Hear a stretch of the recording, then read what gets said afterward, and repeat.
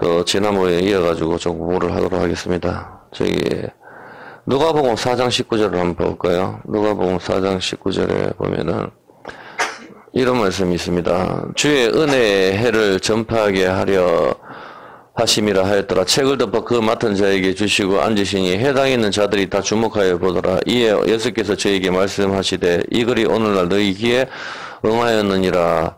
예, 이것이 뭡니까?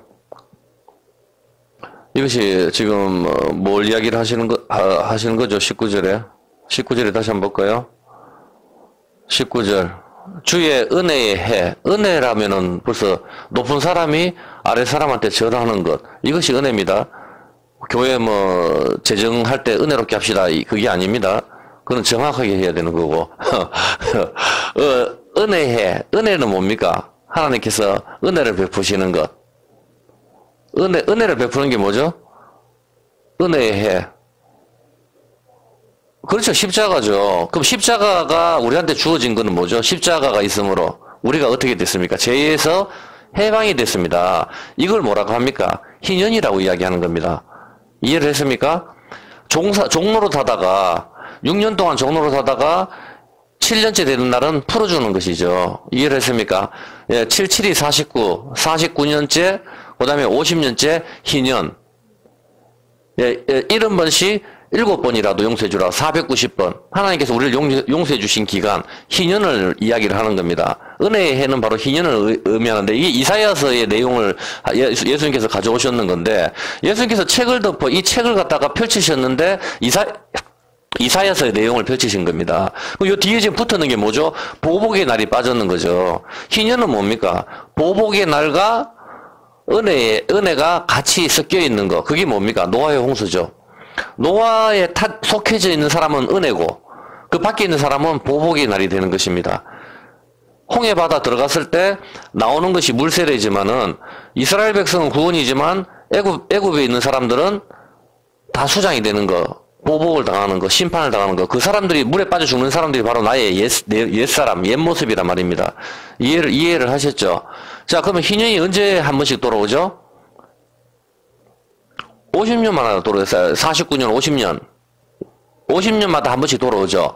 그러면은 강야에서 이스라엘 사람들이 이집트에서 나와가지고, 이집트는 세상입니다. 옛사람. 율법에서 종로로 타는 것을 이야기하는 것이죠. 거기서 나와가지고 강야에서 40년을 갔다가 있다가 어디로 들어갑니까? 적각꿀이 흐르는 가나안 땅, 천국을 향해서 가는 겁니다. 요단강 건너가지고. 그죠? 그렇게 가는 건데, 강야에서 왜 하나님께서 40년을 돌리시죠? 물론 가데스 바네아에서 12명의 정탐꾼 중에 10명이 믿음 없는 보고를 해가지고, 그것이 표면적인 유익이긴 하지만 믿음 없는 보고를 해서 38년을 더 돌려버리죠. 그때 2년이니까. 그게 38년대 병자를 고쳐주는 거하고 연관성이 있는 겁니다. 근데 다 그렇게 하지만은, 사실 그렇지만은 40년을 강야에서 돌려버리는 것은 우리의 인생길을 의미하는 겁니다. 40이란 숫자는. 그래서 40일 동안 예수님께서 금식 기도를 하시는 겁니다. 그래서 우리도 예수님 따라서 40일 금식 기도하자. 그건 정말 말 같지도 않은 이야기입니다. 40일은 우리 인생길을 의미하는 것이고, 아기가 10달 뱃속에서 있다가 태어나는 것이죠. 생명이 나오는 거. 그것을 뭐라 그럽니까? 10달이 40주죠. 40주.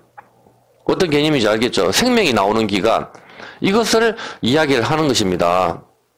이해가 됩니까? 그렇죠. 그러면은 그 40년이 그런 개념인데, 희년이 40번이라면은 어떤 개념이겠습니까? 여러분이 어떤 개념인지 감이 오십니까? 희년은 뭡니까? 주의 은혜의 해와 보복의 날. 보복의 날이 희년인데, 77, 49, 50년마다 한 번씩 돌아오는 이 희년이 40번이 지난 날이 언제죠? 맞춰보세요. 40번이 지난 날이 몇 년입니까? 50년이 한 번이면은, 40번이 지나면은, 몇 년이 되죠? 4, 5, 20이니까, 2000년이 흐르는 거죠. 이해를 했습니까? 자, 그러면은 놀라운 거를 갖다 여러분 맞춰보세요. 예수님이 십자가에 언제 돌아가셨죠? 은혜의 해가 언제입니까? 십자가잖아요. 돌아가신 날. 십자가에 예수님이 돌아가신 나이는 몇 살 때 예수님께서 십자가에 돌아가셨어요? 그렇죠. 33살이죠. 33살인데 예수님이 태어나신 날짜를 BC와 AD로 나누죠. BC는 비포 크라이스트. 그래서 예수님 오시기 전을 의미하는 거고, AD는 암노 도미니, 라틴어인데 주의 은혜의 해란 뜻입니다. 주의 은혜의 해. 어떤 역사를 갈라버리시는 거, 돌판이 깨어지는 개념, 구약과 신약이 갈라지는 개념, 이런 개념이란 말입니다. 이해를 하시겠죠? 자, 그렇다면은 예수님이 태어나신 날짜가 영년으로 해가지고 지금이 2021년이라는 소리죠. 근데 여기서 수도원 그때가 로마 도시가 건설된 거를 갖다가 기점으로 해가지고 이 사람들이 그걸 썼는데 이걸 갖다가 기독교인들을 위해 가지고 다시 서기로 좀 바꿔라. 근데 이 수도사가 계산을 잘못했어요. 계산을 잘못해가지고 4년 오차가 있단 말입니다. 어떤 개념인지 아시겠습니까? 그래서 정확하게 예수님이 십자가에 돌아가신 날짜는 33년에 33살에 돌아가셨는데, 그러면 AD 33년에 돌아가셔야 맞죠? AD 33년이 아니고 AD 29년이란 말입니다. 이해를 하셨습니까? 그럼 AD 29년이 그럼 무슨 날이 되죠? 예수님 돌아가신 날짜가. 그렇죠. 은혜의 해, 십자가에 돌아가신 날이 29년이 되니까 그날이 은혜의 해는 뭐죠? 희년이란 말입니다. 그럼 십자가에 돌아가신 날 29년에서 40번째 희년이 된 날이 언제가 되죠?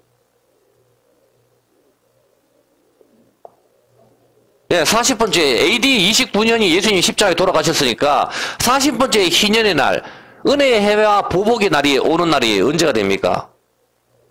40번째 희년이 닥친 날이. 그렇죠. 2029년이 되는 겁니다. 이해를 하셨습니까? 2029년도가 바로 40번째 희년의 날이 되는 겁니다. 정확하게. 맞죠? 십자가가 희년이니까 공부를 해봐서 알죠? 그 전에 유대인들이 기록한 게 있어요. 뭐 2018년도가 40번째 희년이다 하는데 그거는 내가 봤을 때 오차가 많아. 예수님 십자가가 무조건 구약에서 6년 동안 일을 하고 7년째 쉬고 전부 무슨 모형입니까? 안식을 주는 거, 종도를 풀어주는 거, 죄에 묶였던 우리를 갖다가 죄에서 자유함을 받게 하는 거, 그 십자가란 말입니다. 그건 명확하죠. 십자가가 바로 희년을 보여주는 건데 예수님께서 이 희년을 갖다가 이야기하시면서 오늘 너한테 응했다 하잖아 보면은. 이해를 하시죠? 그러니까 이게 십자가란 말입니다. 그럼 십자가 AD 29년이니까 40번째 희년은 2029년도란 말입니다. 2029년도 희년이 되면은 주님이 이때 재림하신다 이렇게 하면 난 이단이 된다고. 그런데 주님이 재림하실지 안 재림하실지 우리는 몰라요. 날짜를 말씀 안 하셨으니까. 밤에 오시는 건 분명하죠. 그렇지만 그건 좀 이따 뒤에 이야기하기로 하고 2029년도가 40번째 희년은 분명하죠. 근데 2019년도 10년 전에 어떤 일이 발생하죠? 2019년도에. 그렇죠. 온 세상에 코로나가 발생을 했습니다. 어떤 개념인지 이해를 하시겠습니까? 그렇죠. 코로나가 발생을 하고 환란이 계속적으로 오는데 우리는 직감적으로 봤었을 때 2029년도 안까지는 어떤 게 온다. 그거는 그냥 제 생각입니다. 왜냐하면 희년이 어떤 것을 가리킨다는 건 우리는 알고 있기 때문에. 예? 이거는 뭐 40번째 희년이니까 40번 지나면 40년이 지나면 가나안에 들어가니까. 그래서 제가 여러분한테 이야기하고 싶은 것은 40번째 희년이 돼서 주님이 오신다 이 말을 하는 게 아니고 그러면 이단이 돼버리니까 그런 걸 하는 게 아니고 40번째 희년은 2029년도다 이 말입니다. 그래서 여기 수도사가 오차가 되는 게 4년 오차가 있기 때문에 예수님께서 십자가에 돌아가신 그 연도는 AD 29년일 수도 있고 30년이 될 수도 있다 이 말입니다. 그렇기 때문에 2020년, 29년, 2030년, 요 양년, 두 날을 갖다가 잘 봐야 된다는 소리죠. 그리고 공교롭게도 10년 전인 2019년도에 코로나가 세계적으로 발생을 해가지고, 이제 우리가 오는 게 뭡니까? 경제 붕괴, 전쟁, 기근, 지진, 같이 다 온단 말입니다. 전부 다. 그래서 우리는 잘 버텨야 된다. 이 말입니다. 이런 시점을 알고 있어야 된다는 겁니다. 그렇게 하기 때문에 뭐 그때 대해서 어떤 일이 발생하겠다. 그거를 이야기를 하는 거 아닙니다. 그거는 우리는 알 수가 없죠. 그렇지만 40번째 희년은 2029년도가 된다. 계산을 해보면 되니까. 그렇죠. 그러면 여러분 직감적으로 봤을 때 어차피 이 동영상을 보시는 분들도 그냥 그때쯤 되면 40번째 희년이니까 성경에서 40번째는 아이가 나오는 기간이니까 강야에서 젖가꾸리 흐르는 가나안 땅에 들어가는 기간이니까 정확하게 여러분들 아시고, 눈을 감은 자들은 깨닫지도 못해요. 근데 제 개인적인 생각은 이야기할 수 있잖아. 그죠? 제 개인적인 생각은 2029년도가 되면은 모든 게 어느 정도 끝이 보이지 않겠는가. 그렇게, 개인적으로 그렇게 생각을 합니다. 아이가 나오는 시간이다. 그렇게 봅니다. 뭐, 그거는 뭐, 아직 내가 알 수가 없는 거니까. 예. 자, 일단 그렇다면 이제부터 한번 공부를 해봅시다. 누가복음 21장 5절입니다. 읽어보면서 주님께서 말씀하신 걸 성경을 찾아보면서 그날과 그때를 모른다 이렇게 하기 때문에 우리가 함부로 말을 해서는 안 되죠. 모든 이단들이 날짜를 이야기해가지고 다 망해버렸는 겁니다. 그래서 사람들 재산 팔고 다 해버리는데 아무도 책임지는 사람이 없어. 재산 판 사람은 쏘대라. 그렇게 만들면 안 되죠. 우리 지혜를 가집시다. 어떤 사람, 오절에 보면 성전을 가리켜 그 미석과 허물로 꾸민 것을 망하면 예수께서 가라사대 너희 보는 이것들이 날이 이르면 돌 하나도 돌 위에 남지 않고 다 무너질 거야. 성전이 다 무너진대요. 예수님께서 뭐라고 말씀하셨죠? 여기 이걸 정확히 한번 보세요. 예수님께서 6절에 뭐라고 말씀하셨어요? 돌 위에 돌 하나도 남지 않고 다 무너진다 그랬죠? 근데 지금 예루살렘 저기 통곡의 벽은 돌 위에 돌 하나가 남아 있습니까? 없습니까? 돌 위에 돌 하나가 남아 있어요? 안 남아 있어요? 통곡의 벽. 남아 있잖아. 예수님은 돌 위에 돌 하나도 남김없이 다 쓰러진다고 이야기를 했잖아. 그래서 통곡의 벽이 완전히 무너져야 된다고. 근데 돌 위에 돌 하나도 거기 남아 있단 말입니다. 근데 이게 그래도 어느 정도 성취가 되는 거죠. AD 70년에 로마가 와서 다 쓸어버렸죠. 자, 그렇게 하는데, 그러면 언제 이런 일이 있습니까? 제자들이 묻죠. 7절에. 7절에 그러면은, 이런 일이 언제 있습니까? 7절에 물으니까, 8절에 예수님께서 이렇게 말씀하시죠. 미혹을 받지 말고, 전부 다 내가 그리스도다 하는 사람들이 많이 나타난다. 신천지니, 통일교니, 뭐, 온갖 그런 이단들이, 사이비들이 판을 친다, 이 말입니다. 그리고 난리와 소란의 소문을 들을 때에 두려워하지 마라. 일이 먼저 있어야 하되, 그 끝은 아니다. 그리고 뭐라 그랬습니까? 민족을, 전쟁이죠.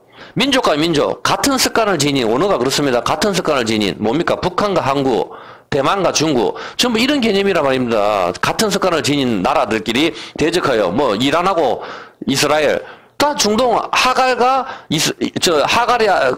하갈 누구예요? 이스마엘이나 이삭, 전부 그 같은 습관을 지닌 중동이거든. 같이 다 전쟁이 일어나다 이 말입니다. 같이 일어나서 3차 대전을 이야기하는 거예요. 그리고 처처에 지진과 기근, 온역, 전염병이 있겠고 무손일과 하늘로서 큰 징조가 있으리라. 테트라드가 2014년, 15년 테트라드 발생했죠. 하늘로 징조가 떴습니다. 떴고 그 다음에 기근과 전염병이 퍼진다. 그렇게 이야기를 했습니다. 어떤 개념인지 아시겠죠? 그래서 돌 위에 돌 하나도 남김없이 예루살렘 성전이 다 AD 70년에 무너졌지만 일부는 남아있거든요. 그래서 예수님께서 하신 말씀은 과거에도 있었고 앞으로도 이루어진다 이 말입니다. 성경 말씀은 과거에도 있고 이루어지고 있고 이루어질 것이다. 이런 개념입니다. 우리의 죄도 과거의 죄, 현재의 죄, 미래의 죄. 예수님 용서하셨고 용서하시고 계시고 용서할 것이다. 그 피로. 그것이 세례입니다. 세례 따로 예수님 피 따로 이렇게 구분하면 안 됩니다. 예. 자, 그렇습니다. 자, 그렇게 해서 전염병이 일어나는데, 전염병, 전쟁, 그렇게 다 이렇게 일어나는데, 예수님께서 근데 여기 막 섞어놨잖아요. 누가가 전쟁, 기근, 전염병, 막 이게 다 일어난다. 그러면 이게 동시에 지금 다 왔는 건 아니잖아. 전염병이 먼저 왔잖아. 그래서 이걸 갖다, 모든 게 이게 마태, 마가, 누가복음에 대해서는 마태가 기록한 거, 마가가 기록한 거, 누가가 기록한 거는 이 종말에 대해서 자세하게 적혀 있는데, 이 종말에 대해서 기록이 안 된 게 하나 있어요. 요한복음만 없단 말입니다. 근데 이 요한복음에 요한은 어떻게 썼는가? 요한계시록을 써버렸어. 이 종말에 대해서 확실하게 적었는 게 요한계시록이란 말입니다. 요한계시록도 복음입니다. 요한계시록만 뭐 종말 따로 이건 아닙니다. 그 요한계시록 6장 한번 볼게요. 요한계시록 6장을 갖다가 한번 봐봅시다. 요한계시록 6장 1절에 한번 보면은, 요한계시록 6장에 보면은, 내가 보면 어린 양이 7인 중에 하나를 떼시는 그때 내가 들으니 내 생물 중에 하나가 우레소리 같이 말하되 오라 하기로, 이에 내가 보니 흰 말이 있는데 그 탄 자가 활을 가졌고 면류관을 받고 나가서 이기고 또 이기려고 하다. 이것이 첫 번째입니다. 첫 번째가 오는 게 반드시 이게 먼저 와야 되는 겁니다. 맞잖아. 보면 종말에 대해서 적었는데, 이기고 또 이기려고 하더라. 첫 번째. 그 다음 둘째가 전쟁이란 말입니다. 세 번째가 뭡니까? 세 번째가 기근과 지진 뭐 이런 겁니다. 전부 다. 죽음 이런 거. 그렇기 때문에 아직 코로나로 죽었는 이거 시작도 안 한 거예요. 지금 사람들이 몰라서 하는 건데. 그래서 여기서 봤을 때 2절 한번 봅시다. 2절. 일단 첫 번째 거만 다시 한번 공부해 볼게요. 여러분들이 좀 더 정확하게 봐서. 자, 2절에 보면 흰말이 있는데 그 탄자가 활을 가졌고 면류관을 받고 나가서 이기고 또 이기려고 하더라. 면류관 코로나입니다. 자, 이기고 또 이기려고 하더라. 무조건 갖다 붙이는 게 아닙니다. 정확하게 왕관이. 그런데 여기서 봤을 때 흰말과 활 등장하는 게 뭡니까? 포인트가 흰말, 활, 면류관, 이기고 또 이기려고 하는 거. 이거라고. 이해를 하셨죠? 자, 흰말과 활, 면류관인데, 활이 뭡니까, 활? 활 키세트. 무지개란 말입니다. 무지개를 활이라고 이야기를 하죠. 자, 그렇다면은, 여러분이 활에 맞았다, 그러면은 어떤 느낌이 들죠? 활에 맞았다, 그러면은. 아프지. 아픈데, 그게 쏘는 것. 쏘는 거의 개념이란 말입니다. 쏘는 거의 개념이 뭔가 하면 이 활 맞는 개념이 똑같은 게 뭔가 하면 고린도전서 15장 56절을 이야기하는 겁니다. 자, 활을 딱 쏘는데 활을 쏘다가 뭐죠? 토라. 율법이란 말입니다. 율법의 뜻이 토라, 야라, 활을 쏘다는 뜻이거든. 율법 하나의 말씀 토라. 창세기, 출애굽기, 레위기, 민수기, 신명기. 이게 토라고 넓은 의미, 좀 더 넓은 의미에서 구약, 그 더 넓은 의미에서는 성경이 율법이란 말입니다. 법이라고, 법. 자, 그렇게 하는데, 여기서 봤을 때, 고린도서 15장 56절입니다. 15장 56절에 보면은, 15장 56절에 이렇게 나와 있죠. 사망에 쏘는 것은 죄요, 죄의 권능은 뭐다? 율법은 쏘는 거라고. 우리가 왜 죽습니까? 사망에게 쏘임을 당해서 죽죠. 사망에서 쏘임을 당하는데 사망이 우리를 왜 쏘죠? 사망에 쏘는 것은 죄 때문에 쏜다는 거라. 죄가 생기는 것은 법이 있기 때문에. 그래서 이 쏘는 거, 율법에 의해서 쏘여지는 거, 이게 활을 쏘는 거. 코로나가 지금 다 쏘는 겁니다. 지금 전부 다. 사람을. 그 개념입니다. 전염병이 쏘는 거. 쏠 때, 이것이 쏘는 것이 뭐죠? 쏘는 것이 벌이 쏘고, 그 다음에 또 뭐죠? 정갈이 쏘고, 또 뭐가 쏩니까? 벌이 쏘고, 정갈이 쏘고, 또 불뱀, 뱀에게 물리는 것. 이런 개념이란 말입니다. 성경적인 개념을 쏘는 것은. 자, 쏘는 것인데, 똑같이 사망이 쏘는 것, 이 쏘는 것하고, 똑같이 쓰여진 단어가 계시록 9장 10절입니다. 계시록 9장 10절. 시간이 벌써 30분 흘러버렸네. 예, 계시록 9장 10절에 보면은, 정갈과 같은 꼬리와 쏘는 살이 있어. 이걸 이야기하는 겁니다. 정갈이 뒤에 쏘면 사람이 죽죠. 정갈이 쏘는 거, 전염병이 쏘는 것, 그 다음에 뱀이 무는 것, 다 같은 개념이란 말입니다. 벌이 쏘는 것. 어떤 개념이 아시죠? 쏘이면은 아프죠? 그게 활에 맞아 죽는 거. 그 개념이라고, 전부 다. 이 개념을 완전하게 이해를 하셔야 됩니다. 자, 이 쏘는 것인데, 이 쏘는 것을 또 다른 데로 또 셀 수가 있는데, 하나 더 가르쳐 드릴게요. 쏘는 것이 뭐죠? 쏘는 건 쏘이면 아파서 죽죠. 그 쏘는 것이 바로 다른 말로 이자라고 이야기합니다. 이자. 은행에 돈을 빌렸을 때 이자를 갚아야 되죠. 그 이자가 언어가 쏘는 것입니다. 어떤 개념인지 아시겠죠? 이자를 못 갚아서 다방으로 팔려가고 하는 겁니다. 그게 쏘는 거의 개념입니다. 그 개념이 이해를 하시고, 그리고 여기서 질문이 들어갑니다. 왜 예수님은 가시면류관을 쓰시죠? 손에 못 박히고 창으로 찔리시고는 다 이해를 했어. 근데 가시면류관을 왜 쓰시죠? 가시면류관의 의미는 무엇입니까? 바로 지금 이야기 설명하는 게 뭐죠? 쏘는 것을 이야기하는 겁니다. 쏘는 거. 가시가 어디에서 등장을 하죠? 가시가 선악과를 먹었을 때 뱀이 쏘버죠. 하와를. 네 선악과 먹으면 네 하나님하고 똑같이 돼. 그래서 뱀에게 쏘였을 때 선악과를 먹게 되고, 선악과 율법에 쏘이는 것 뭡니까? 율법이 쏘는 것, 사망이 쏘는 것, 죄의 권능은 율법. 그때 뭐가 됩니까? 땅은 가시가 나는 겁니다. 어떤 개념인지 아시겠죠? 사도행전 26장 14절. 이 쏘는 거하고 똑같이 원어가 쓰여진 개념이 이 개념입니다. 사도행전 26장 14절. 한번 보세요. 사도행전 26장 14절에 보면은, 이 다메섹에서 사울이 뭐해서 예수 믿는 사람 다 죽이러 다니죠. 죽이러 다니는데 예수님께서는 네가 어찌가해 나를 핍박하느냐. 가시채를 뒷발질하기가 네가 고생이다. 가시채. 가시가 등장하죠. 이거란 말입니다. 가시채. 이거를 갖다 이야기를 하는 거죠. 가시채로 뒷발질하기를 네가 고생이다. 무슨 뜻입니까? 이것도 설명하려고 하면 기니까 이거는 그냥 일단 넘어갑시다. 여러분이 생각해 보세요. 크게 어려운 건 아니니까. 쏘는 거, 찌르는 거, 이것이 뭡니까? 가시면류관, 활을 쏘는 거, 언약에 대해서 죽으시는 거. 율법에 간 쓰시는 거, 예수님이 가시밀류관 쓰시는 거. 자, 그렇게 하는데, 출애굽기 29장 9절 한번 보세요. 활을 쏘는 거, 언약에 의해서 죽으시는 거, 예수님 가시밀류관을 쓰시죠. 밀류관의 특징이 뭡니까? 밀류관의 특징. 밀류관의 특징이, 잘 보세요. 아론과 그 아들들에게 띠를 띠며 관을 씌우는데, 왜 밀류관을 씌우시죠? 그냥 어깨에 계급장을 하나 달아줘도 되잖아, 계급장을. 그렇게 했는데 왜 머리에다 관을 씌우실까? 이 관이 뭡니까? 둥글다의 개념입니다. 둥글다. 우리의 수치가 굴러가는 개념. 어떤 개념인지 알겠습니까? 포위하다, 방어하다 이 개념입니다. 적군을 공격할 때 포위하는 거, 또 적군에게 방어하는 개념. 이것이 왕관의 개념입니다. 코로나가 오는 개념이 왕관이 그 개념이란 말입니다. 성경에서. 암만 과학적으로 백신이 나발이 다 해봐야 의미가 없습니다. 백신 맞아가지고 안 걸리는 게 아니고 백신 맞아서 수도 없이 백신 맞아 주고 백신 맞아 코로나 걸려. 똑같다고. 예. 자, 그렇게 하는데, 여기서 봤을 때, 간을 씌우는데, 이 간은 지구를 갖다가 반틈 잘라버린 모자, 그거를 이야기하는 겁니다. 어떤 개념인지 아시겠죠? 지구를 반틈 잘라버린 거, 둥근 모자를 이야기하는 것이죠. 이것의 의미는 술잔을 가리키는 거예요, 술잔. 술잔. 그리고 굴러가다, 우리의 수치가 굴러가는 거. 예수님이 하나님의 진노의 술잔을 받으시죠? 그래서 우리가 나음을 입는 거죠. 지금 이 가시관 설명하면 1시간 넘게 설명할 수 있기 때문에, 이거는 여기서 멈출게. 더 이상 하다가 안 될 것 같고, 다른 뒤에 진도가 안 나가니까. 오늘은 가르쳐 주려고 하는 게 뭔가 하면은, 도망하는 일이 겨울이나 안식일이 되지 않도록 기도하라. 이 부분을 설명하려고 하는 거예요. 이해했으면 이게 성경의 난제거든요. 도망하는 일이 겨울이나 안식일이 되지 않도록 기도하라 하잖아. 근데 교회에서 기도를 하는 건 단 한 번도 들어본 적이 없어요. 내가 지금 이 나이 60이 다 돼가도록 지금 있어도 교회에서 겨울이나 안식일이 되지 않도록 기도하는 거 단 한 번도 들어본 적이 없거든. 하나님께서 하라고 했는 건 해야 되고 하지 마라 하는 건 안 해야 된단 말이에요, 보면은. 근데 그건 안 한다고. 모르니까. 그거를 오늘 설명하려고 하는 겁니다. 자, 일단 가시밀류관 이 정도까지만 하기로 하고, 중요한 것은 선악과 먹고 난 뒤에 가시와 은근기가 나는 거죠. 가시는 찌르는 거, 그 개념입니다. 자, 일단 여기서 봤을 때 선악과 먹고 율법은 이제 쏘는 거, 찌르는 거, 사망이 맞죠.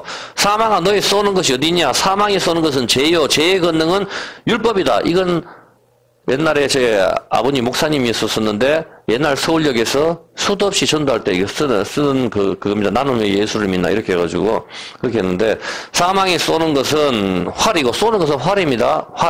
활은 율법입니다. 어떤 게 율법의 뜻이 활이라는 뜻이라고 활을 쏘다 이 개념입니다. 뭐야 비가 오다 이게 쏘는 겁니다. 율법의 뜻이 그렇게 하기 때문에 이 활인데 율법 역시 활을 쏘다. 활은 무지개고 언약입니다. 구약 신약. 어떤 개념인지 아시겠죠? 계시록 6장 2절 다시 갑니다. 자, 이제 한번 봐봅시다. 이제 보니 흰말이 있는데 그 탄자가 활을 가졌고 이제 활에 대해서 잠깐 공부를 하니까 어떤 개념이 들어요? 아, 이제 확실하게 알죠? 활을 쏘는 것. 활은 율법. 어떤 개념인지 아시겠죠? 율법은 말씀은 다바르는 전염병이란 말입니다. 히브리어가 그렇다고요. 말씀이 전염병이자 우리한테 보고 기쁜 소식이란 말입니다. 양면성이 있단 말입니다. 주님이 지금 오시면은 여기서 기뻐할 사람과 슬퍼할 사람이 나눠진단 말입니다. 기름 준비 안 한 사람은 슬퍼할 거고 기름 준비가 된 사람은 기뻐할 거고 신랑으로 맞이하니까 신랑으로 맞이할 것이냐 심판의 주로 맞이할 것이냐 그 차이로 나뉘는 것이죠. 어떤 게, 그래서 누구한테는 쏘는 것이 되고, 누구한테는 구원이 되는 것입니다. 노아의 방주에 비가 왔었을 때, 노아 방주 안에서 7일 동안 기다렸는데, 그 사람들 비가 안 오면 이거 완전 바보가 되는 거죠. 비가 왔기 때문에 모든 사람들 보란 듯이 둥실 떠올라 버린 겁니다. 바다 위로. 떠올라 버리고, 아라산, 거룩한 산으로 가는 거고, 나머지는 그 물에 다 수장이 되어버리는 겁니다. 전부 다. 주님이 안 오신다면 우리는 바보 멍청입니다. 주일날 이렇게 모여서 이렇게 하고 있으니까. 근데 주님 오실 그 한날을 보기 때문에 그렇게 하는 거죠. 시험 공부하는 사람이 그 한날을 바라보는 것이죠. 우리도 마찬가지입니다. 여러분이 그걸 참고 이겨야 되는 겁니다. 공부를 안 하면 시험에 떨어지는 거죠. 똑같습니다. 예, 여기서 봤을 때 계시록 6장 이제 활을 가졌고 면류관을 받고 이제 느낌이 오죠. 면류관이 코로나죠.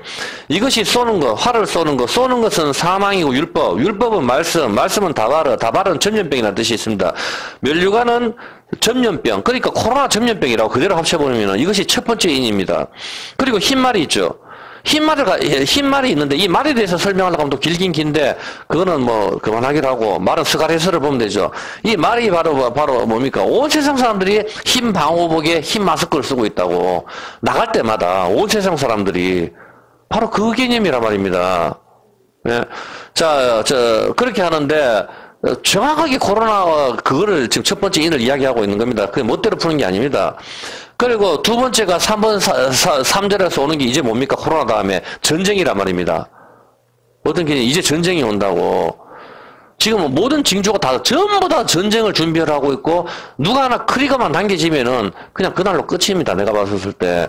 그런데 우리는 깨어 있어야 하는 것이죠. 아모스 3장 7절 잘 한번 보세요. 하나님께서 뭐라고 말씀하셨는가 하면은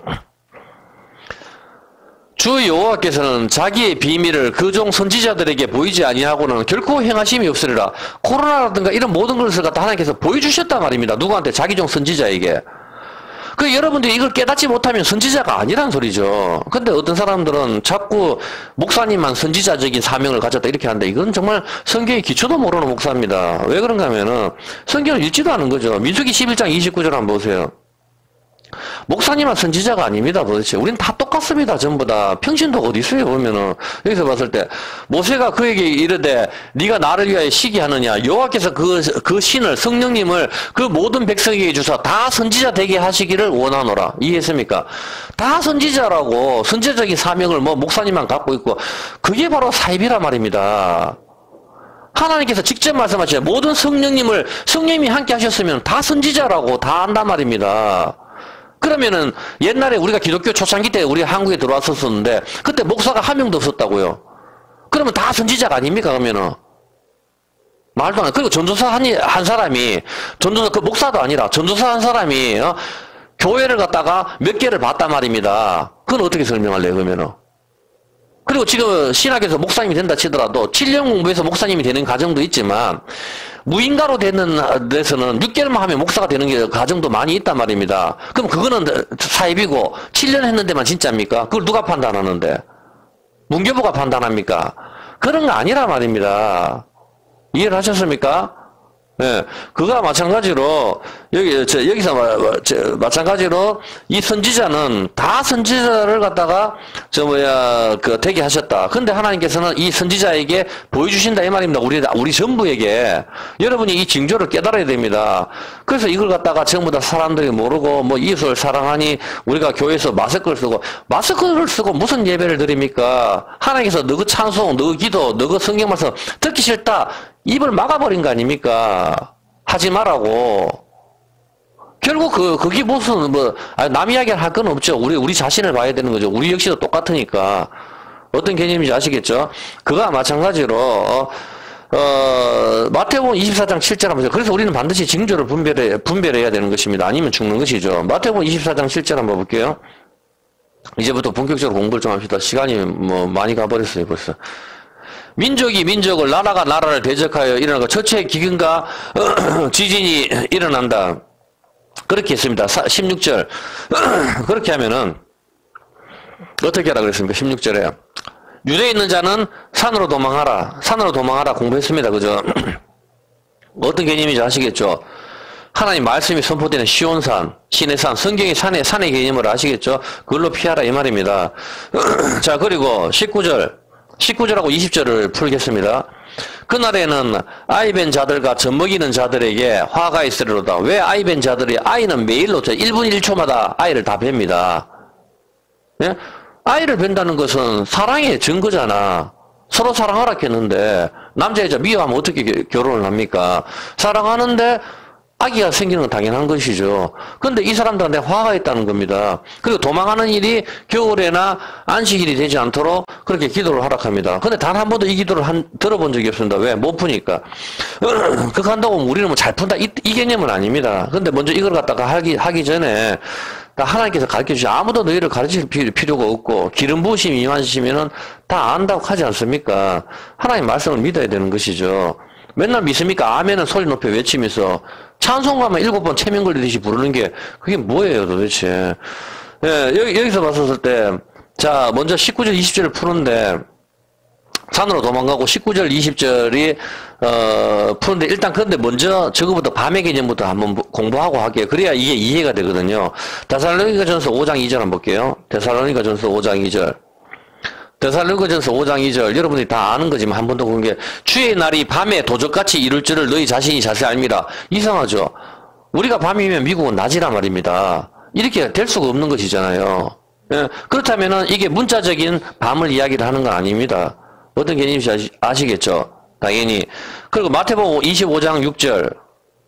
마태복음 25장 6절에 보면은 밤중에 소리가 나서 보라 신랑이 밤에 옵니다. 예? 그래서 기능 준비 안 한 여자들은 여기서 난리가 나버리는 거죠. 13절에 그렇게 하고 신랑은 뭐라고 이야기하죠? 13절에 깨어있어라 그렇게 합니다. 그런즉 깨어있어라. 너희는 그날과 그 시를 알지 못한다. 그렇게 하면서 깨어있어라 그렇게 하는 겁니다. 우리는 밤에 잠을 자야 되는데 깨어있을 수가 없습니다. 하나님은 억지를 부리시는 분이 아니란 말입니다. 빨래를 왜 그렇게 넣느냐, 이렇게 타이레놀 먹었다, 이렇게 억지를 부르는 게 아니란 말입니다, 보면은. 밤에 잠을 자야 되는데 깨어 있을 수가 없다, 이 말입니다, 보면은. 그래, 밤에 오시니까 깨어 있고, 밤에 주님이 오신다고 했는데, 우리는 당연히 밤에 잠을 자야 되는데, 이 개념은 바로 밤에 속한 자와 낮에 속한 자 이야기를 하시는 것이죠. 창세기 1장 5절 한번 볼게요. 창세기 1장 5절에 이게 답입니다. 하나님께서 빛을 낮이라 칭하시고 어둠을 밤이라. 어둠이 바로 밤이 어둠 가운데 있는 것. 이것이 바로 밤에 속한 자. 그래 주님이 밤에 오신다는 것은 여러분이 어둠 속에 있다는 것. 어둠에 빛이 없는 상태, 말씀이 없는 상태에 주님이 오신다는 것이죠. 그렇기 때문에 우리는 깨어있는 것은 말씀이 있는 상태는 우리는 밤이 없다는 겁니다. 그 개념을 이야기하시는 겁니다. 요한복음 11장 10절입니다. 요한복음 11장 10절이 바로 그 개념이죠. 밤에 다니면 빛이 그 사람 안에 없는 거로 실족하느니라. 우리가 다 밤에 얼마나 대한민국 많이 다닙니까? 일본이고 뭐고. 그런데 이 성경에서 말하는 밤은 그거를 말하는 겁니다. 빛이 그 사람 안에 없는 거로 실족한다. 밤에 다니면. 어떤 개념인지 아시겠죠? 말씀이 없는 자는 넘어진다. 이 뜻입니다. 이때 주님이 오신다. 이게 심판을 가리키는 것이죠. 데살로니가전서 5장 5절. 한번 해보세요. 데살로니가전서 5장 5절이 여기서 도장을 찍어버리죠. 너희는 다 빛의 아들이요 낮의 아들이라. 우리가 밤이나 어둠에 속하지 아니했다. 이해했습니까? 우리는 밤이나 어둠에 속하지 않았다는 겁니다. 하나님 말씀이 있는 자. 이것이 빛이기 때문에 빛이 우리 마음 가운데 빛이면 우리가 뭐가 되죠? 세상이 빛이 되는 겁니다. 너희는 세상의 빛이다. 소금이다. 이 말이 그 빛이 하나님 보시기에 좋았다라. 그거란 말입니다. 이해를 했습니까? 그 이야기를 하시는 것이죠. 우리는 밤에 속한 자가 아니다. 이 말입니다. 예. 밤에 오신다는 개념이 이해가 되죠? 애굽에서 탈출할 때에 밤에 이집트의 장자가 전부 다 죽고 밤에 깨어있는 이스라엘 사람들은 다 살게 되죠. 출애굽기 12장 11절 한번 봅시다. 그래서 깨어있으라 하는 그 모습은 어떤 모습인가 하면은 출애굽기 12장 11절에 보면은 모세와 아론이 11절 12장 11절 한번 봅시다. 너희는 그것을 이렇게 먹을지니 허리에 띠를 띠고 발에 신을 신고 손에 지팡이를 잡고 급히 먹으라. 이것이 여호와의 유월절이라. 어린 양 잡아가지고 이렇게 먹고 무교병을 먹고 전부 다 그렇게 하는 겁니까? 이게 정상적인 식사법은 아니라 말입니다. 죄로부터 도망가는 거, 애굽으로 도망가는 그 모습이죠. 이것이 깨어있는 모습입니다. 어떻게 하라 그랬습니까? 발에 신을 신고 허리에 띠를 띠고 손에 지팡이를 잡고 급히 먹어라. 이게 애굽에서 도망갈 때의 그 모습이거든요. 이것이 바로 깨어있으라의 그 모습입니다. 똑같이 신약에 와서 에베소서 6장 14절에 뭐라고 이야기하죠? 이렇게 이야기를 하죠.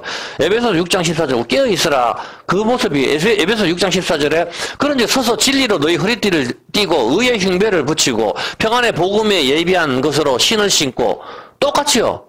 이것이 깨어있는 모습이랍니다. 평안의 복음에 예비한 것으로 신을 신고 애굽에서 탈출할 때 신발 신는 그 신발이 바로 말씀이란 말입니다.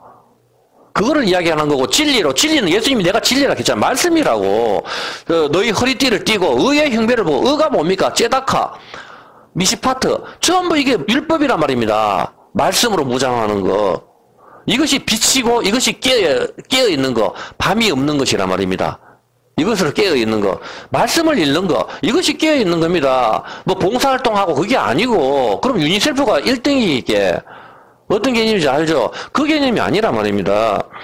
자, 그래서 어떤 개념인지 좀 이해를 하시겠죠? 이것이 깨어있는 거, 밤이 오는 것을 이제 어느 정도 이해를 했다 보고, 밤의 개념이 이해가 되죠? 예, 그래야 이것이 이해가 됩니다. 마태복음 24장 19절. 불교는 자비를 이야기하고 기독교는 사랑을 이야기한다. 이렇게 쉽게 풀리면 얼마나 좋겠습니까? 그딴 게 아니라 말입니다. 성경 말씀은 도덕과 윤리가 아니고 성령께서 함께 하셔야만 안의 것을 먹는다 말입니다. 박하와 근체와 하양 전부 이런 걸 했을 때 겉의 것으로 겉만 핥으면 안 되고 그 율법 안에 복음인 진짜 사랑을 심어놨는데 그것을 안 먹고 수박 겉만 계속 핥고 있으니까 하나님이 답답하시다. 이렇게 하시는 것이죠. 그날에는 아이 뵌 자들과 젖먹이는 자들에게 화가 있다. 왜? 이제 그 밤에 대해 개념을 공부했으니까 왜 화가 있습니까? 아이는 계속 태어나는데 이게 무슨 개념입니까?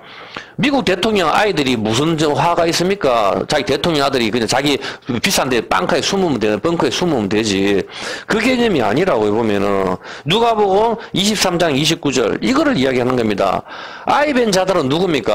보라 날이 이르면 사람이 말하기를 아이 못 낳는 이와 해산하지 못하는 배와 먹이지 못하는 젖이 복이 있다. 아이를 못 낳는 여자가 누굽니까? 사라, 리브가, 라헬, 한나 전부 이런 사람들 마리아 이런 사람들이라 말입니다. 이런 사람들이 아기를 낳는 건 뭡니까? 언약에 의해서 약속에 의해서 예수 생명이 태어나는 것 그것을 말하는 거라고요. 아이를 낳는다는 개념 한나와 분인나가 있는데 한나는 아이를 못 낳고 사무엘을 나중에 낳지만은 그것도 언약에 의해서 낳는 거고 근데 분인나는 아이를 엄청나게 많이 낳았단 말입니다. 그는 화가 있다 이 말입니다. 아이를 낳는 거 예수 생명을 낳는 것을 이야기하는 겁니다. 육신의 아이를 낳는 것을 이야기를 하는 게 아니고 다방아씨하고 결혼해가지고 아이를 갖다가 50명 낳는 걸 이야기하는 게 아니고 사도 바울은 생육하고 번성하라 그랬잖아. 근데 사도 바울은 결혼을 안 했단 말입니다. 근데 사도 바울은 내가 복음으로서 너희를 낳았다 그러잖아. 하나님께서 원하시는 생육하고 번성은 하나님의 백성을 낳는 것 그것을 이야기하는 것이란 말입니다. 가나안의 7족속을 낳는 것을 이야기하는 게 아니고 어떤 개념인지 아시겠죠? 바로 아이를 못 낳는 것이 복이 있다. 이 개념인데 마태복음 5장 4절을 한번 볼게요. 마태복음 5장 4절에 보면은 이게 같이 이렇게 연결되는 겁니다. 애통하는 자는 복이 있나니 저희가 위로를 받을 것이요. 애통하는 게 무슨 복이 있어요. 울고불고 하는 게 짜증이 나지. 이게 이해가 안 된단 말입니다. 일반적으로 성경을 봤을 때 아이고 이게 복이라면 안 하는 게 낫겠다 하잖아. 근데 여기서 애통하는 게 뭡니까? 성경에서 아기를 못 낳는 것을 이야기하는 겁니다. 아기를 못 낳는 여자가 아기를 낳을 때 위로를 받는 거 이거를 이야기를 하는 겁니다. 이 개념을 못 찾고 있으니까 계속 그렇게 이야기를 하는 거죠. 그래서 암만 위로를 해도 야곱이 라헬을 위로를 해도 위로가 안 되는 거라. 한나의 남편이 암만 위로를 해도 위로가 안 되는 거죠. 아기를 줘야 위로가 되는 것이거든. 아기를 못 낳는 자. 우리가 이 세상 모든 사람이 아기를 낳는데 그 배가 뭡니까? 불루가에 태어난 게 그건 무덤이란 말입니다. 근데 아기가 낳는데 그 아기가 다 어디로 갑니까? 죽음을 향해서.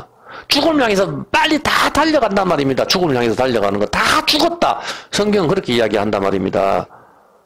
그래서 죽지 않는 생명을 낳아야 되는 거. 예수 생명을 낳는 거. 성경은 그 이야기를 하는 거라고요. 보면은. 사무엘상 2장 5절 한번 볼게요. 사무엘상 2장 5절. 15분 남았네. 사무엘상 2장 5절. 유족하던 자들은 양식을 위하여 품을 팔고 줄이던 자들은 다시 줄이지 않았도다. 전에 잉태치 못하던 자는 7을 낳았고 많은 자녀를 둔 자는 쇠약하도다. 한나의 기도거든. 한나가 사무엘을 낳고 이 기도를 올린단 말입니다. 어떤 개념인지 아시겠습니까? 아기를 낳는 것과 아기를 못 낳는 개념. 그거를 성경에서는 그 개념을 이야기합니다. 한나는 위로를 받지요. 아기 사무엘을 낳고 그 사무엘을 갖다 바쳐버린단 말입니다. 하나님께 예수 생명을 못 낳을 때의 애통 이것이 바로 위로입니다. 여러분이 가슴을 쳐야 됩니다. 예수 생명을 못 낳을 때 그때 위로를 받을 수 있다 이 말입니다. 전부 다 라헬이나 사라, 리브가 전부 마리아 전부 아기를 낳지 않는 상태. 이들에게 언약에 의해서 아기를 낳는 거죠. 마태복음 24장 19절. 이제 지난번 숙제를 풀어봅시다. 그날에는 아이 뵌 자들과 젖먹이는 자들에는 화가 있으리라. 이제 이해했습니까? 아이 뵌 자들과 젖먹이는 자들 누굽니까? 예수 생명을 못 낳는 자들을 이야기하는 겁니다. 이들한테는 주님이 마지막 심판 때 깨닫지를 못하고 밤에 있으니까 밤에 속한 자기 때문에 어떤 개념이에요? 어둠의 자식을 놓는 아이가 나서 다 기쁘고 아이고 내가 저 자식을 낳으려고 미역국 먹었나 하지만 그 아이는 뭡니까? 제약이 떨어지는 겁니다. 제약 하나가 나오는 게.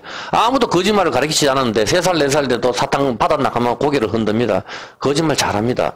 태어나서부터 악인이기 때문이에요. 성경은 태어났을 때부터 악하다 그렇게 이야기를 하는 겁니다. 왜 그래 착한 말은 그렇게 안 배우고 전부 다 욕을 그렇게 빨리 배우는지 이게 우리가 고장이 나버렸기 때문입니다. 그래서 십계명을 주시고 너희는 원래 이런 존재야. 그렇기 때문에 일로 자꾸 빛의 아들로 되도록 가야 돼. 하나님께서 가르쳐 주시는데 그걸 자꾸 거부하는 것이죠. 그렇게 해서는 안 되는 것입니다. 어떤 개념인지 아시겠죠? 우리는 십계명을 죽을 때까지 못 지킵니다. 그렇지만 십계명을 주셨는 것은 원래가 우리가 그런 빛의 아들을 그 존재로 지음을 받았단 말입니다. 우리 자동차가 서울로 달려가게 됐단 말이에요. 우리는 고장나 버렸단 말입니다. 십계명을 지킴으로써 내가 어떤 이렇게 거룩한 존재였었구나. 내가 이렇게 빛의 아들이었구나. 모든 걸 절제를 하면서 내가 이런 존재였구나. 스스로 알아야 되는 겁니다. 남들 욕한다고 다 욕을 하고 그렇게 해서는 안 되는 것입니다. 어떤 개념인지 아시겠죠? 그렇게 하기 때문에 여기서 봤었을 때 자 그렇게 해서 아기가 나오지 않는 상태 이것은 전부 다 애통하는 거 그래서 아기를 주는 거 그래서 여기서 아기 뵌 자들은 화가 있다 이것은 밤에 속한 자들을 이야기하는 것이죠. 이제 어느 정도 이해가 되시죠? 예, 자 그렇다면 이제는 성경이 난제라고 하는 거 이제는 이거는 이 정도 알면 그렇게 어렵진 않을 겁니다. 19절 20절에 너희의 도망하는 일이 겨울이나 안식일이 되지 않도록 기도하라. 단 한 번 이거는 뭐 네이버 쳐봐도 난제로 꼽히는 것이죠. 자 전사님이 맞춰볼까요? 뭘 이야기할까요? 난제. 그게 난제는 아닙니다. 이제 공부를 했으니까 우리가 여기가 한국이 겨울이면 호주는 여름이죠. 그럼 결국은 뭡니까?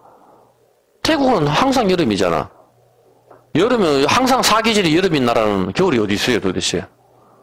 어떤 개념인지 아시겠습니까? 똑같은 개념입니다. 자 그렇다면은 겨울과 안식일의 개념은 같은 게 공통점이 뭐죠? 겨울과 안식일은 겨울과 안식일의 특징은 뭡니까? 모든 것이 멈춘다. 모든 것이 쉬는 것. 그것을 이야기하는 겁니다. 자, 안식일을 조금만 공부해보면 여러분이, 이게 어떤 개념이다. 쉽게 이야기를 할 겁니다. 하나님은 자기종 선지자에게 모든 걸 다 가르쳐 주신다. 그렇게 이야기를 했습니다. 안식의 상태만 조금만 이해를 하면은 겨울은 그냥 풀리니까, 뭐 같은 개념이니까 별로 어렵진 않을 겁니다. 민수기 15장 32절 한번 봅시다. 민수기 15장 32절에 보면은, 이스라엘 자손이 광야에 거할 때 안식일에 어떤 사람이 나무하는 것을 발견한지라. 나무하는 사람을 발견을 했습니다. 나무하는 사람, 카샤시, 지피나 구루터기 또는 나무 등을 할 때 찾아다니면서 모으는 것. 이것을 이야기하는 거죠. 나무를 한다는 것. 나무하는 자. 나무는 이해했죠. 나무는, 나무값, 성경에서 나무는 하나밖에 없어요. 선악과, 생명나무. 그 이야기 하는 겁니다. 성경의 모든 나무는. 근데 그 나무하는 자를, 나무를 하는 것. 근데 지피나 그루터기, 나무를 같은 거 끌어모으는 자를 갖다 이야기했는데 이 사람은 안식일 날 이것을 갖다 끌어모았어요. 그래서 이 사람이 나중에 돌에 맞아 죽거든요. 죽는데, 이제 이걸 나무 하는 거, 이거하고 똑같이 쓰이는 거, 나무 하는 거, 요 하는 거하고 똑같이 단어가 쓰이는 것을 한번 풀어볼게요. 똑같이 쓰이는 게 출애굽기 5장 7절입니다. 그럼 여러분이 어떤 개념인지 이해를 했을 겁니다. 안식일 날 나무 하는 사람이 왜 죽어야 되는가 하면은, 모르는 사람은 안식일날 나무 좀 했다고 하나님이 사람을 죽이나 이렇게 이야기했는데 그건 무식해 해석하는 거고 너희는 백성에게 다시는 벽돌 소용에 짚을 전과같이 주지 마. 지푸라기 주로 다니는 것. 같은 개념이란 말입니다. 이해했습니까? 벽돌을 지을 때 지푸라기를 집어넣어야 벽돌이 튼튼해지죠. 그냥 흙벽돌로 치면 부서지거든. 안에 지푸라기를 집어넣어줘야 벽돌이 튼튼하게 된단 말입니다. 그래서 이 지푸라기를 주는 거 12절 한번 볼까요? 12절에 지푸라기가 없으면 어떻게 되죠? 12절에 지푸를 안 주니까 흩어져서 곡초 구루터기를 주는 거, 풀 같은 거, 이것을 주는 거, 이것으로 벽돌을 튼튼하게 만드는 거. 이 개념이 무슨 개념이죠? 너희가 금이나 은이나 이것으로 틀을 쌓으면은 불탄다 하잖아. 어떤 개념인지 아시겠죠? 이것이 바로 모래 위에 집을 짓는 겁니다. 바벨탑이나 애굽의 비동과 람셋 이것을 짓는 것. 어떤 개념인지 아시겠죠? 바벨탑을 지을 때 벽돌을 갖다 굽는데 지푸라기를 집어넣어가지고 굽는단 말입니다. 그게 뭐죠? 집이나 나무를 집어넣는 거. 율법으로 우리 몸은 성전입니다. 우리가 집이란 말입니다. 집을 짓는데 여러분 무엇으로 짓습니까? 집이나 곡초, 나무. 율법으로 나의 행위를 말하는 겁니다. 두루 돌아다니는 게 뭡니까? 장사하는 것이라고. 두루 돌아다니면서 지푸라기나 곡식더미, 그루터기를 찾는 거, 두루 돌아다니는 거. 이게 정탐꾼의 개념이라고. 스파이, 장사하는 거. 어떤 개념인지 이해를 하셨습니까? 그렇죠.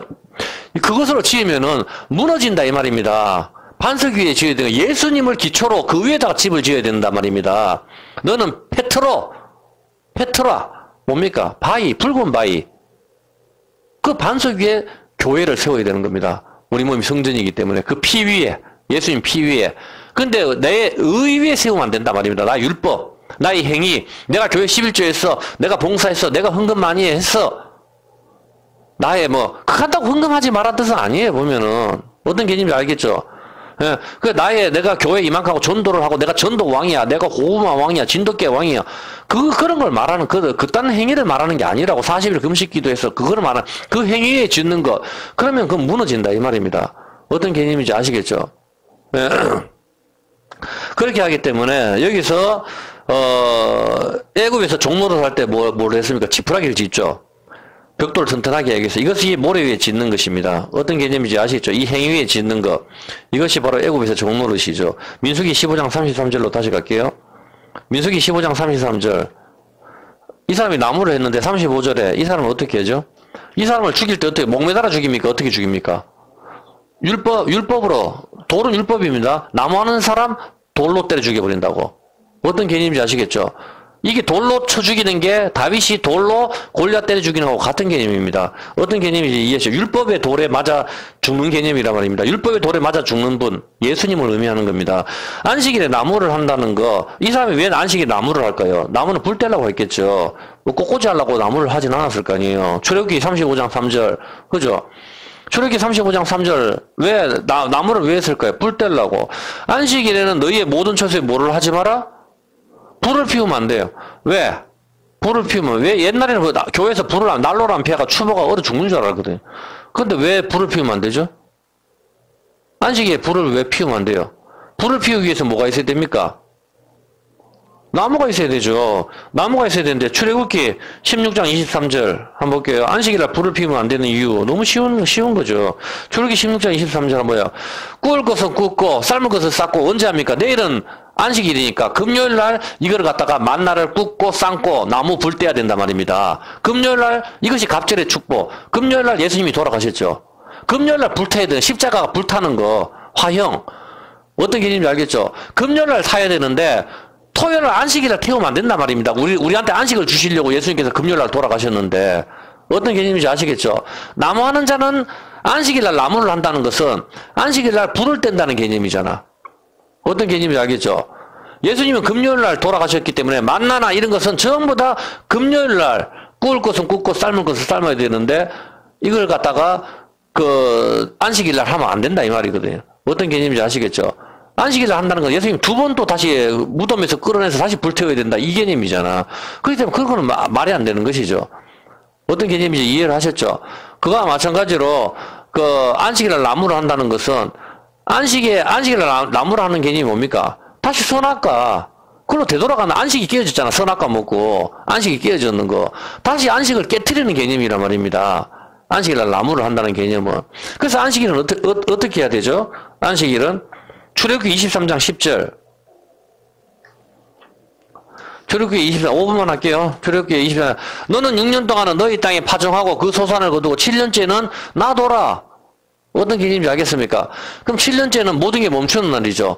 그럼 7년째 안식 안에 들어있는 모든 식물들 어떻게 되죠? 하나님께서 자라나게 하시는 거. 아볼로와 사도 바울은 물을 주고 심지만은 하나님은 자라게 하시는 거. 안식의 상태란 말입니다. 어떤 게 나는 바울파다 아볼로파다 육신에 속한 자, 젖먹는 자, 자라지 못하는 것. 어떤 개념인지 아시겠습니까? 안식일 날은 가꾸지 않는 포도나무, 사람이 손대지 않는 거, 하나님께서 키우시는 거, 그게 안식의 상태란 말입니다. 어떤 개념인지 이해를 하셨죠?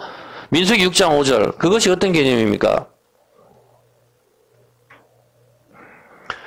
나시린의 서원을 하는데 나시린은 머리카락을 깎으면 안 됩니다. 왜 머리카락을 깎으면 안 됩니까? 머리카락이 길게 자라는 게 사람이 손대지 않는 안식일날 포도나무하고 같은 개념이란 말입니다. 머리카락이 길게 하는 것은 내가 하나님께 바쳐졌다는 거. 하나님께 바쳐진 것이 뭐죠? 그걸 뭐라 하죠?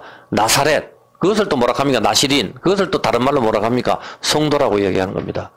성도. 우리가 하나님께 바쳐졌다. 그래서 거룩한 성도라고 이야기를 하는 것이죠. 그래서 우리가 왕 같은 제사장. 제사장은 레이지파만 바쳐졌는 거거든.